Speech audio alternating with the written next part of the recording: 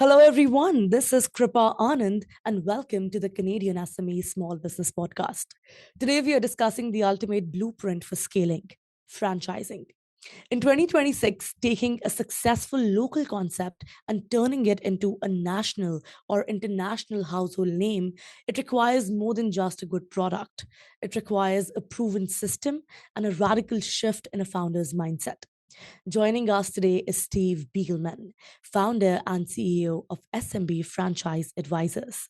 With over 35 years of experience, Steve is a certified franchise executive, that is CFE, and a regular Forbes contributor who has helped over 600 brands launch and grow.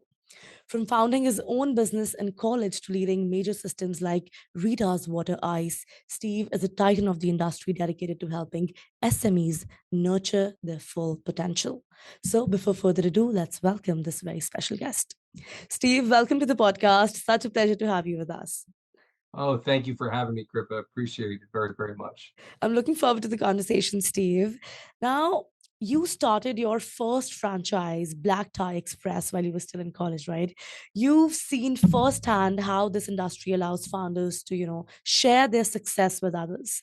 So let's start the conversation by understanding what mindset shift is needed to move from operator to franchisor. Go ahead. Yeah, no, it's a very different mindset. And we have conversations every day, and I have throughout my career with people who decide that they want to potentially franchise their business. And there's nothing wrong with being an amazing operator with one location or three locations corporately in a geographic territory.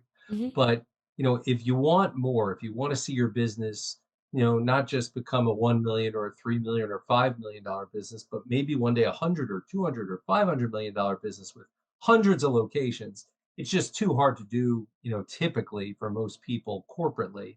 And that's where franchising tends to come in.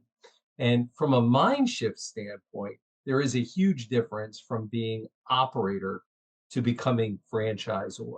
Training and educating others on your great business model and your system and your processes that you've created, some of which maybe are perfected, some of which probably are not, and that's okay. One of the Mhm. things that our company does is we help you do that. We help you get the systems in place to be ready to franchise and to franchise successfully as you grow your business. But it's definitely a mind shift in the operator who is used to being hands-on, boots on the ground in their communities, going to local business events, getting Right. involved with the staff on a regular basis. And again, it's not a right or wrong answer. It's just what's Mhm. right for you as a founder is what do you want to see your business become? And again, if it's to have two or three corporate locations in a geographic area and build yourself a, multi-million-dollar business, that's super cool. That's a great strategy. But for a lot of others, they really want to see it become more. So one of the things that we spend a lot of time with is educating them on how to make that mind shift change Mhm. to educating others as opposed to being the doer themselves. Because you can't be the doer yourself in 100 locations, just too hard to Right. do. Even if you open corporate operations, it's too hard to do, right? So you have to, trust others to be able to operate the business and grow it successfully. Definitely. I think you've articulated it extremely well. The mindset shift, as you mentioned, moving from doing the work to teaching the system, I think it is that fundamental transition that allows a brand to scale without the founder being in every room or being omnipresent. That's great. Now, moving ahead, let's explore navigating cross border expansion with the right systems. Now, Steve, every market is different, it responds to Sure. different things, different tactics. Um, from a Canada US perspective, what should Canadian founders focus on right now when expanding a franchise into the US? Yeah, we have clients that go from the US to Canada, and we have clients that go from Of Canada to the course, yeah. US, and we do see a lot of Canadian brands that have a lot of excitement about taking their concept here into the US. Hmm. It is a little bit different, right? You do have to be prepared. to, understand that you're going to support franchisees in the US, and not just in Canada anymore. And they have sometimes different expectations. The markets are clearly different, right? In Canada, you guys have provinces. Here, we have states and Hmm. then counties, et cetera, et cetera. So it is a little bit different. Understanding the demographics, understanding, the customer profiles sometimes are a little bit different. Sometimes the food product, if it's a restaurant concept, may be a little bit different. Hmm. Sometimes the naming of your concepts, in your franchise brand might be a little bit different. So you have to look at all those things. A lot of times, whenever we can, we would love one of our clients that is based in Canada that comes to the States to open a corporate operation in the States first to get a little bit of an understanding of the US market. Now, that's not always possible. It's not a set requirement, but it is something that is nice to do when you can. Hmm. And sometimes it's an operating partnership of some sort with somebody that they know. So they may know somebody who's an operator in the States with another brand, but they Right. can kind of partner with to get that first location, boots on the ground in the US. Because in a lot of cases, franchisees like to train in the US as opposed to having to go to Canada on a regular basis. But that being Hmm. said, we have plenty of Canadian concepts that we've worked with through the years, two of which that come to mind. Bath Fitter and Expectations are based in Canada, and they required the franchise candidates to go there originally. Now I think a lot of them have U.S. based operations too that they can train it. But early on, it Hmm. was different. No, great insights there. And I think, as you said, understanding that the US is a collection of microcultures rather than just a single market. Also, I think if this kind of ensures that your Canadian success translates effectively across the border. And right now, in the age that we are, Steve, artificial intelligence is the new buzzword that's everywhere. But Yeah. still, we need to realize that there are actual people and emotions behind the businesses and the decisions that are taking place. And when we, look at the conversation from this perspective, we can't miss talking about relationships and culture and how they drive the long-term success. So, from your perspective and your extensive experience, why are relationships and culture actually more important than contracts and franchising? Oh, I love that question. It's one of my favorites. So, Mhm. having been in the industry now for over 35 years, started when I was literally a 16-year-old kid in a family business, Wow. and then franchising my own food delivery business. Mhm. So think of DoorDash and Uber Eats and Grubhub before any of them existed in 1991 while I was still in college, starting the business, then franchising it when I was a 23-year-old kid, Mhm. growing to 35 some odd locations, and then spending the next 30 some odd years in franchising, growing different brands. It's been unbelievably exciting. But the most important thing to me throughout my whole career has been relationships. Relationships are everything in franchising. And if you don't think relationships are important, then you're getting into the wrong business. Especially early on, people buy people. They buy your concept, but they're Yeah. buying people.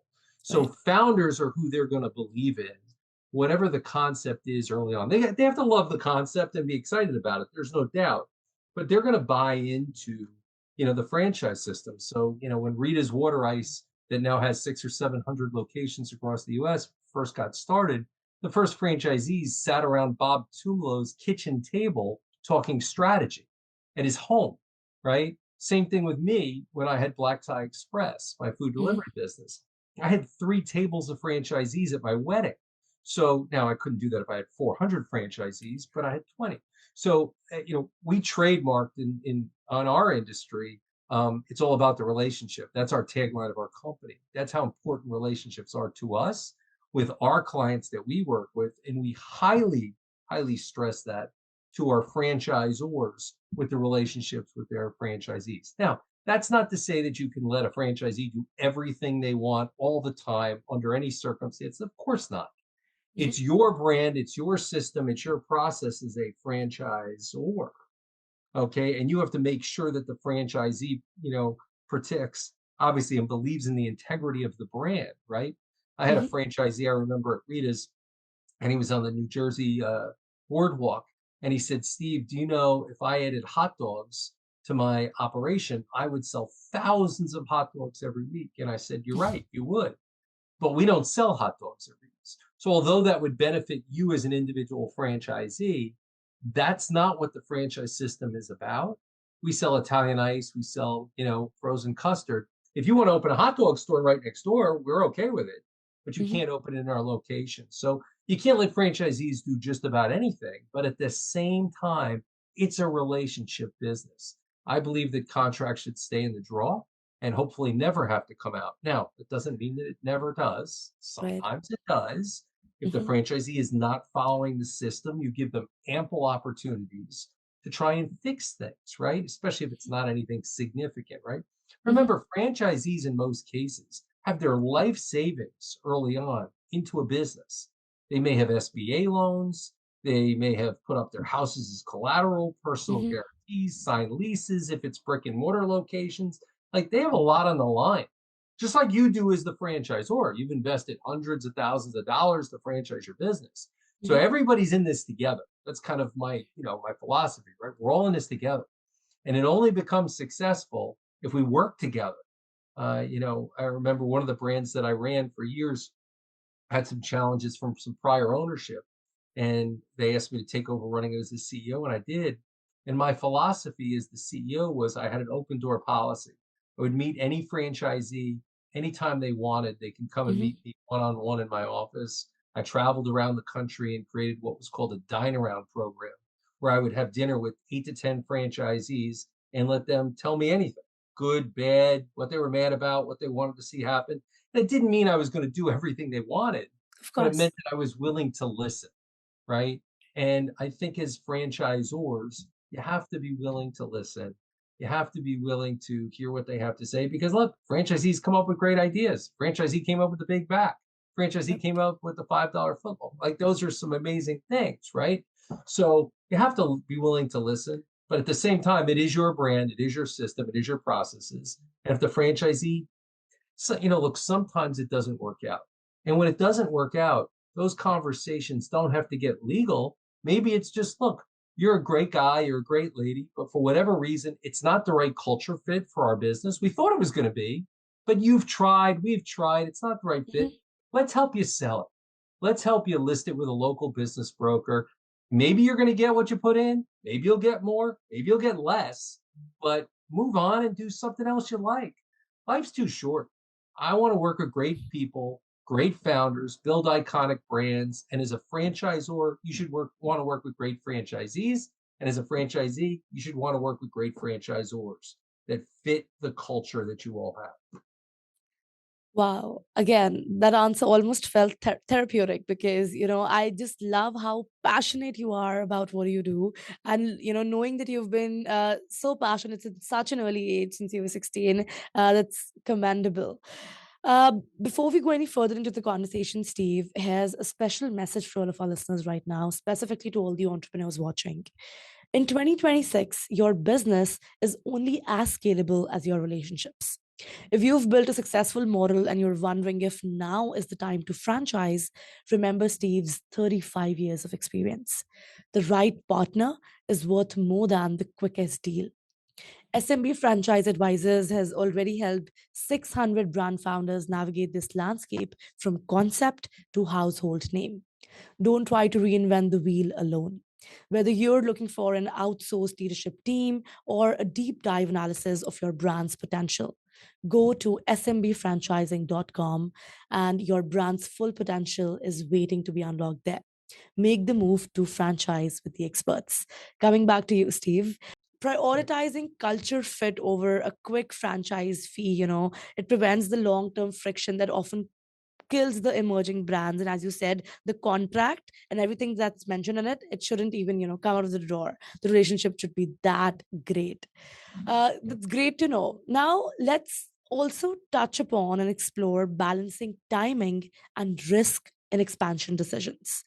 So, should founders perfect their system or start franchising early with some risk? And why I'm asking this is because majority of our listeners who are listening to you right now, how should they get to know if they are at the right point to go ahead with it or still take time to refine themselves? One of the things that my franchise development team spends a lot of time on is talking to founders who own a handyman business, a dry cleaner, a pizza shop, a chocolate concept, and saying, is my business scalable? Is my business franchisable? Am I at that point? Am I not? Hmm. Etc. And we tell people all the time that they're not ready. That's okay. It doesn't mean never. It just might mean not now.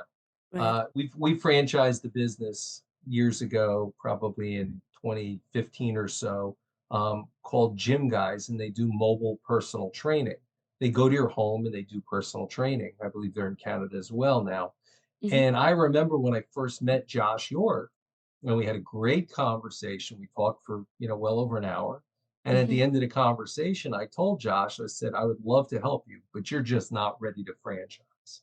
And he said, Steve, but I have your fee. And I said, Josh, it's not about my fee. Right. It's about you being ready to support franchisees. And you're still working way too much in your business and not enough on your business. And he said, well, what do I need to do? So we spent the next, another 45 minutes or so going through things that he needed to work on in his business to get it ready to franchise. And he called me up just under about 2 years later and said, do you remember me? I'm Joshua from Gym Guys. And I said, Hmm. yes, Josh. I'm originally from New York. You're from New York. I said, we both talk just as fast as each other. I said, yep, I remember you. He said, I did everything you told me. I said, okay, let's go through this. And we did. And I said, Josh, now you're ready to franchise. Today's in over 300 markets across the country, including internationally in multiple countries. And he's a tremendous success. So, and he started at his parents' dining room table, Hmm. helping founders like Josh or helping founders like Redbox Plus or Monster Tree Service or Junk Luggers or Soccer Shots. These are all companies that had just a couple locations, or Ivy Brook Academy Childcare or Lightbridge or bigger brands like Bathfitter and Goddard get to the next level. That's super exciting for us. And that's what my 20 plus members of my team spend time all the time helping our clients get to the next level. But early on, we have those tough conversations that might say, you're just not ready, or you just shouldn't franchise. You've got a great local regional business, open a couple more locations, hire a director of operations, Hmm. and just have 3, 4, 5 locations regionally and do 5, 10 million. That's pretty cool. But if you want more, if you want to see your business, whether it's in Buffalo or LA or Fort Lauderdale, Florida, or Right. Alberta, Canada, or wherever it Hmm. is, it's really hard to do corporately yourself. You have to be so well capitalized, i.e., like a Starbucks, right? I mean, or Chipotle. Those are Hmm. pretty rare. Everywhere you turn, you see franchises, right? I mean, it's just the way brands grow, whether it's Jersey Mike's or it's Jimmy John's or it's Hilton Hotels or whatever brands. They grow through franchising because they can grow much faster than Hmm. they can on their own. Beautiful. I think balancing the need for a proven system with the boldness to seize the market opportunity, as you said, is what defines the most successful emerging franchises. I'm loving this conversation today, Steve. Definitely, I'd love for you to be back, hopefully, for an in person episode that we do the next with you. Sure. But for now, before we let you go, if there's one final piece of advice that you would like to give to our listeners, something that you love the most about this business, and if you get a chance to whisper something into their ears, what would you tell them and why? Well, the first thing I would tell people is it's hard work. It is not easy. So Yeah. I don't want people to think that, oh, I'm going to franchise my business and I'm going to sit back and the royalty checks are just going to keep coming in and the upfront franchise fees. And while those are great, it's hard work, especially in the early years, right? But no Hmm. different hard work than you did when you started your business, right? It's just taking your great concept in your business that you love so much and sharing it with others. So Hmm. it is hard work. But what I can say is it's unbelievably rewarding for those that put the time and the effort in. And as I said earlier, it changes lives. You Right. know, Clean Brands in Florida, one of our clients, he has 2,400 locations. He has 5 different concepts, half are licensed, half are franchised. He's in 40 plus countries. I mean, Kevin started with us when he had less than 15 locations. Mm-hmm. So, his life has changed forever. Now, does he work his tail off? You bet. Does he have a great corporate team? You bet. But early on, was he literally going to grand openings and hanging the grand opening sign in the window? And he did. Right. You do what it takes early on, right? Mm-hmm. But now, does he have a corporate team that does those things? Yeah, of course. And it's not a right or wrong answer. I've said this a few times. It's what's right Right. for you. And Mm-hmm. we'll spend a lot of time talking to founders and getting to understand their business and where it is in their life cycle to discuss whether it may be right for them. But it is hard work, but boy, is it rewarding, and boy, can it be life changing, as we've had many of our clients have private equity exits, which we spend a lot of time helping on our client side, just coaching them, counseling them through that stuff, because it's complicated when you're dealing with a PE firm that comes in and all of a sudden, wants to buy 80% of your company and take it, from 100 units to 300 or 400 units. And, Right. you get to cash out, which is amazing, but Mm-hmm. you also get a lot of times that second bite of the apple today, where you still roll in 20%, and 5 years later when they grow Mm-hmm. it, you sell it. So, franchising is super fun, but it is hard work. There's no doubt about it. Definitely, I think that is a great reminder that every household name, it started as a single successful location with a founder who dared to dream bigger, right? So Yeah. thank you so much for joining us, Steve. It was such a pleasure having you on the show. Oh, my pleasure. I really enjoyed it. So did I. All right. That was Steve Beagelman from SMB Franchise Advisors, a masterclass in franchising strategy, cross border expansion, and the power of building a relationship first business. To all the listeners, thank you so much for tuning into the Canadian SME Small Business Podcast. Be sure to subscribe and visit CanadianSME.ca for more such resources. To learn more about how we are supporting the ecosystem, please also visit the Canadian SME Small Business Foundation at smbfoundation.ca. And lastly, a very special thank you to our partners, UPS, our shipping partner, and ADP, our HR partner, for their ongoing commitment to empowering SMBs across Canada. I'll see you all in the next episode. Kripa Anand signing off.